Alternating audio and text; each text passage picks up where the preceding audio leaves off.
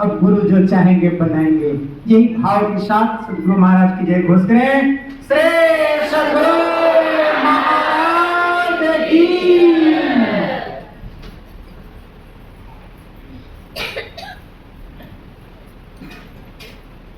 जति जति से सदगुरु जोड़ पानी युग पद धरा, चूक से रक्षा कीजिए बार बार विनती करो, चूक से रक्षा कीजिए बार बार विनती करो। धन्य धन्य सतगुरु सुखद महिमा कहे न जाय, जो कछु कहूँ तुम्हारे कृपा मोते कछु न वसाय, मोते कछु न वसाय।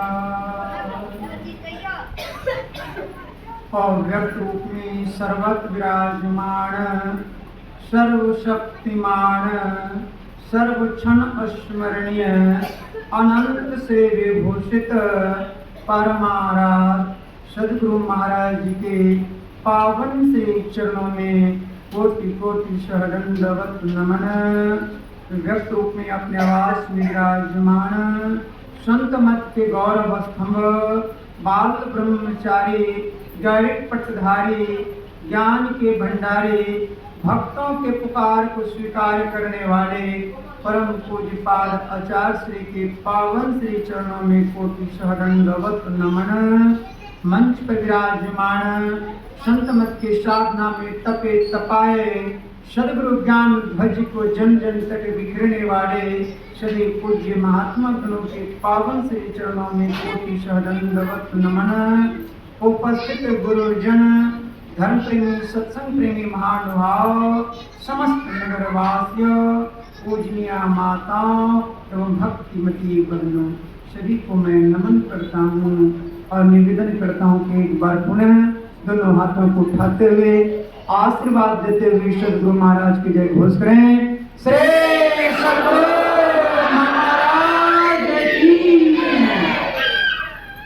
सज्जनों, अभी हम लोग पवित्र ग्रंथ श्री रामचरितमानस सार शतक तृतीय सोपान उत्तर कांड तृतीय सोपान अरण्य कांड से भगवान श्री राम और भक्तिमती मैया सभी की वार्तालाप को श्रवण कर रहे थे।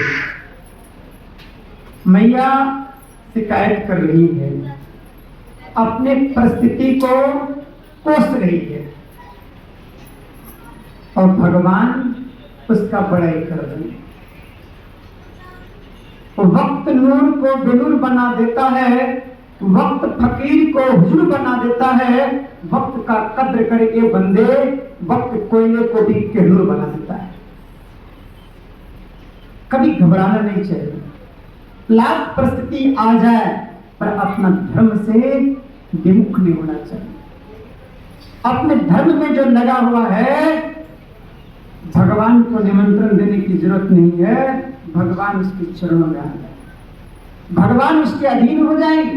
किसी भक्त ने बड़ा अच्छा कहा, नर कहे कि मैं बड़ा तो पृथ्वी पर क्यों खड़ा, पृथ्वी कहे कि मैं बड़ा तो शेषनाग पर क्यों पड़ा, शेषनाग कहे कि मैं बड़ा तो शंकर के गले में क्यों पड़ा, शंकर कहे कि मैं बड़ा तो रावण के सिर पर क्यों चढ़ा, रावण कहे कि मैं बड़ा तो बाली के काट में 6 महीना तक क्यों पड़ा, बाली कहे कि मैं बड़ा तो भगवान श्री राम के बाण से क्यों बना, और भगवान श्री राम कहे कि मैं बड़ा तो भक्तों के बस में क्यों पड़ा। सबसे बड़े भक्त हैं, दूजा नाम है, तीजे 10 अवतार, तिन्हें प्रणाम है, ब्रह्मा विष्णु महेश सकल जान है, अरे हार एक पलटू सत्य ऊपर संत मुकुट सिर ताज।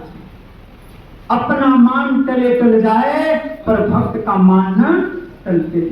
भक्तों के मान को रखने के लिए भगवान क्या नहीं बन गए, और भक्त को कैसा होना चाहिए।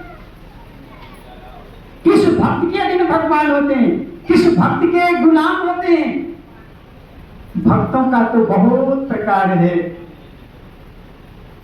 मुख से बोले नमो शिवाय, बकरे मुर्गे अंडे खाए, हरे राम हरे कृष्ण, दो अंडा सुबह शाम। क्या ऐसे भक्त से मुख से बोले नमो शिवाय, बकरे मुर्गे अंडे खाए, हरे कृष्ण हरे राम, दो अंडा सुबह शाम, रोजा रखे रोज रोज, मुर्गी मारे खोज खोज, जब भेद मुर्गी खोज, भीतर के 300 रोज, हरे कृष्ण हरे राम, शाम को पिए 200। क्या ऐसे भक्त के गुलाम भगवान है? यदि भक्त बनना चाहते हैं तो पहले क्या करना पड़ेगा? गुरु महाराज ने कहा, यदि कोई भक्ति भजन करना चाहता है तो पहले अपनी आदत बुरी सुधारनी पड़ेगी। आदत बुरी सुधार लो, बस हो गया भजन, मन के तरंगों को मार लो, बस हो गया भजन। आए हो कहां से, जाओगे कहां, इस तत्व को विचार लो, बस हो गया भजन। भजन करने का कोई ढेर प्रकार नहीं, और भक्ति भी बहुत ढेर प्रकार की नहीं। भक्ति मुख्यतः 2 ही प्रकार की है, 2 प्रकार की। आप कहिएगा अभी तो 9 प्रकार बता रहे। यह प्रथम भक्ति का जो है 9 प्रकार है। एक सार भक्ति है और एक असार भक्ति है। सार भक्ति को करने के 9 स्टेप है, असार भक्ति का कोई स्टेप ही नहीं है, गिनती ही नहीं। सार भक्ति करने के लिए 9 स्टेप भगवान श्री राम ने बताया, जो भी आप पाठ्यक्रम में माता सबरी के माध्यम से सुन रहे थे। और सार भक्ति करने के लिए खूब हिष्ट पुष्ट शरीर चाहिए, कहा नहीं। धन चाहिए, कहा नहीं। जन परिवार चाहिए, कहा नहीं। पढ़ा लिखा विद्वान चाहिए, कहा नहीं। उच्च कुल में जो जन्म लिया वही कर सकता, कहा नहीं। भक्ति करने के लिए, सार भक्ति करने के लिए क्या चाहिए? आसार भक्ति के लिए शरीर चाहिए, धन चाहिए, परिवार चाहिए, ऊंचा कुल चाहिए, बहुत कुछ चाहिए आसार भक्ति के लिए। पर सार भक्ति करने के लिए भगवान ने कहा ये सब मुझे कुछ नहीं चाहिए। फिर चाहिए क्या? क्या मांगा भगवान ने? अगर कोई सार भक्ति करना चाहता है तो उसे क्या चाहिए? भगवान श्री राम ने कहा केवल मन चाहिए। और माता सबरी के माध्यम से कहा नवधा भगति कहूं तो ही पानी, सावधान सुनू धरु मन माही। मन को धर लो, और इस मन को पकड़ने के लिए, इस मन को ठीक करने के लिए कहां जाना पड़ेगा, कैसे स्टार्ट करेंगे? तो कहा प्रथम भगति संतन कर संगा, दूसरी रति मन कथा प्रसंगा। 9 प्रकार की भक्ति में जो प्रथम भक्ति है इसमें कोई शर्त नहीं। संतों के पास जाने के लिए कोई शर्त नहीं। संतों की सेवा में शर्त है, कथा सुनने में शर्त है, नाम जप में शर्त है, ध्यान करने में शर्त है, फल प्राप्त करने में शर्त है। यदि कहिए तो 8 भक्ति में शर्त लगा हुआ है, पर ये प्रथम भक्ति है। चाहे जैसे भी हो, मैं कुछ अनमने ढंग से गया कि शुद्ध मन से गया, कोई फर्क नहीं पड़ता है। जो विनय सुगंध हो, एक बार संतों के शरण में चला गया तो संभव है कि उसका जीवन तड़प सकता है। अच्छा, जिस सबरी को कहा जा रहा है श्री सदगुरु महाराज की, जिनके साथ बच्चे हैं वो पीछे चले गए और आराम से सुन। दूसरा डिस्टर्ब कर रहा है। हाँ, क्योंकि एक से दूसरे को बाधा हो। हाँ, आराम से पीछे बैठ लिया, आवाजें भी जाएगी और दिखाई भी पड़ेगी, कोई दिक्कत नहीं है। कोई जरूरी कि आगे ही बैठेंगे तो काम बनेगा। श्री सदगुरु महाराज की जय।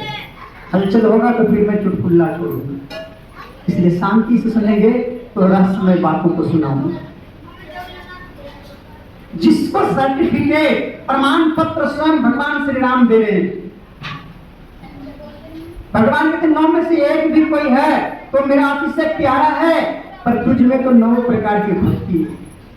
9 में से एक, बहुत लोग कहते हैं कि 9 में से कोई एक ठो, ये साधारण अर्थ है, पर मैं अपनी गंभीरता से विचार करता हूं और आप भी विचार करेंगे, संसार में ऐसा कौन है जिस 9 में से एक ठो नहीं करता होगा? तो भगवान के शब्द से प्यारा है। कौन ऐसा जो भगवान का नाम नहीं लेता? कौन ऐसा जो कथा नहीं सुनता? कौन ऐसा जो संतों का दर्शन नहीं करता? कौन ऐसा है जो भगवान का सुमिरन नहीं करता? कुछ न कुछ तो कर ही रहा है लोग। तो भगवान के शब्द से प्यारा होना चाहिए। भगवान कहते नममय एकम जिनके होई नारी पुरुष चराचर कोई सोई अतिशय प्रिय भावनी मोरे सकल प्रकार भक्ति की तोड़े। तुम्हें तो 9 प्रकार की भक्ति है, यदि 9 में से एक, वो एक कौन? प्रथम भगत संतन का संगा, जो प्रथम है, यदि वो कोई एक कर लिया है, प्रथम संतों का संग कर लिया है, तो मेरा आपसे प्यारा है, उसका उद्धार कल्याण का ठीका स्वयं मिलेगा। और सभी को यह प्रमाण देते हुए करें कि तू पहले जन्म में किरनी थी, केवल संतों का दर्शन और उनके जूठा का प्रसाद पाएगी। अच्छा, तो श्रद्धावश, समर्पणवश, लोभवश, क्या एक त्रिक जोनी में पड़ा हुआ एक पशु को क्या लोभ होता है कि कुछ दाना मिल जाए खाने के लिए, कि कोई श्रद्धा होती कि पूजा करे जा करे, ठीक है? मुझे तो नहीं लगता है कैसा होगा, उसके तो मन नहीं होगा कि कुछ बाबा लोग खा रहे हैं, कुछ मिल जाए हमको भी खाने के लिए। केवल लोभ था, और यही लोभ ने इसको कहां पहुंचा दिया? कभी जोग पावक देह हरिपद लीन भय चाह नहीं फिरे, ये संतों का दर्शन। लोग बस रत्नाकर डाकू ने नारद बाबा को बांधा कि कुछ मिल जाएगा, बाबा जी का जो भिक्षा पात्र में होगा, नहीं तो कमंडल तो ही आ जाएगा, बहुत बढ़िया कमंडल है, रस्सी से बांध दिया, कोई श्रद्धावश चरण नहीं छुआ, बांधा। उंगली मार डाकू ने, लोग बस कांटा लेके दौड़ा, एक उंगली मिल जाएगा, मेरा शुद्धि हो जाएगा, और उठाया, पर क्या हुआ? जीवन परिवर्तन हो गया। जैसे भी हो, यहाँ कोई शर्त नहीं है, अभी संतों के पास चाहे आप जैसे भी हो, आप सभी को पता है, जैसे भी कभी किसी भी तरह से इस संतों के सानिध्य मिल जाए तो जीव का उद्धार कल्याण निश्चित है। और सभी का आज उद्धार हो रहा है, उसका कारण केवल संत ही है। इसलिए मैं कहता हूं, यदि गुरु में श्रद्धा हो जाए, गुरु के प्रति आस्था हो जाए, संतों के प्रति श्रद्धा हो जाए, उनके प्रति आस्था हो जाए, तो कुछ और करने की जरूरत नहीं है। और आपको थोड़ी सी मेरी बात अटपटी लगी होगी तो भगवान की मैं साक्षी देकर कर रहा हूं। भगवान के गवाही देते हुए भगवान श्री राम ने जो मां सदी के माध्यम से कहा, छठदम शील विरति बहुकर्मा, जिसको संतों का दर्शन हो गया, भगवान की वचन सुनने का अवसर मिल गया, जो संतों के चरणों की सेवा कर लिया, जिसको मंत्र जाप मिल गया, मंत्र जाप मन दृढ़ विश्वासा, पंचम भजन सो वेद प्रकाशा, अभी तक जो था वो सब यहाँ तक लाने के लिए था, अभी तक करने के लिए कह रहे थे। अभी तक भगवान श्री राम ने कहा, प्रथम भक्ति संतन कर संगा, पहले संतों के पास जाओ, दूसरी रति मम कथा प्रसंगा, फिर मेरी कथा प्रसंग को आनंद मन से सुनो समझो, और गुरुपद पंकज सेवा, तीसरी भक्ति अमान, चौथी भक्ति मम गुणगण करहि कपट तजिगान। और इतना होने के बाद जब वो प्रसन्न हो जाए तुम्हारी सेवा से है सद्गुण आते, जिससे जीवन सुखमय होता, और जिसमें सेवा भाव नहीं, साही सुख चैन कहाँ होगा? उसको सुख चैन मिलता है। और जब ऐसे सेवादार कोई मिल जाता है तो गुरु प्रसन्न होकर के उसको मंत्र प्रदान करते हैं। और जब मंत्र मिल जाता है तो वो मंत्र को दृढ़ता के साथ जपे। अब क्या करना चाहिए? थोड़ा छठ करना चाहिए, शिवरात्रि करना चाहिए, व्रत करना चाहिए, यज्ञ अनुष्ठान करना चाहिए। यदि भगवान की बात मानते हैं कि 8वीं भक्ति से आप सीख लिए, कि 6ठी भक्ति से आप सीख लीजिए। भगवान ने क्या कहा? जिसको मंत्र जाप मिल गया, छठदम शील विरति बहुकर्मा, निरंतर सज्जन धर्मा। अब उसे कुछ और करने की जरूरत नहीं है। यदि करना है तो केवल अपने इंद्रियों को संयम में रखे, अपने इंद्रियों को निग्रह करे, छठदम अपने इंद्रियों की दमन करे। ये दम की साधना है, सारे इंद्रियों को अपने बस में करना, एक मंत्र पर स्थिर हो जाना, बहुत सारे कर्मों से व्यक्त हो जाना। यही आपकी छठी भक्ति है, जो बहुत सारे इंद्रियों से व्यक्त व्यक्त हो जाएगा, वही मन को पकड़ सकता है। और तम सातम सम मोहि मल जग देखा और मोति अधिक संत करी देखा। मुझसे भी अधिक संतों को सम्मान करते हुए जो ऐसी साधना करता है वही भक्ति स्वतंत्र सकल सुख खानी। यहाँ कोई इंद्रियों की सहारा नहीं, यही स्वतंत्र भक्ति है, यही सार भक्ति है। इसलिए माता अहो भक्त सार भक्ति करो हो, असार भक्ति करी संसार भ्रमत रही। और ये जीवन सार्थक होगा और नहीं तो बार बार जन्मना और मरना पड़ेगा। आवागमन सम दुख दुजा है नहीं जग में कोई, इसके निवारण के लिए प्रभु भक्ति करनी चाहिए। यही सार भक्ति है। दो नैन नजर जोड़ के एक नोक बना के अंतर में देख सुन सुन अंतर में खोजना। यहाँ सारा कर्म खत्म, अब कोई कर्म नहीं, एक बिंदु पर टिक गया। अब बिंदु का परिभाषा है, स्थान तो है, परिमाप नहीं है, उसकी विभाजन नहीं किया जा सकता। उस बिंदु पर जैसे आप गए, कोई कर्म नहीं, सारे कर्म खत्म हो गया। जो पहले का कर्म था वो भी जल के राख हो गया। कर्म धर्म को जला खाकर देंगे तुमको तार, यही मानुष देह समैया में करो परमेश्वर में प्यार। इसीलिए मनुष्य श्रेय मिला है। अपने जीवन को ठीक करें। यही शब्दों के साथ अपनी वाणी को विराम देता हूँ। श्री सद्गुरु महाराज की जय। अभी बहुत ही अच्छे ढंग से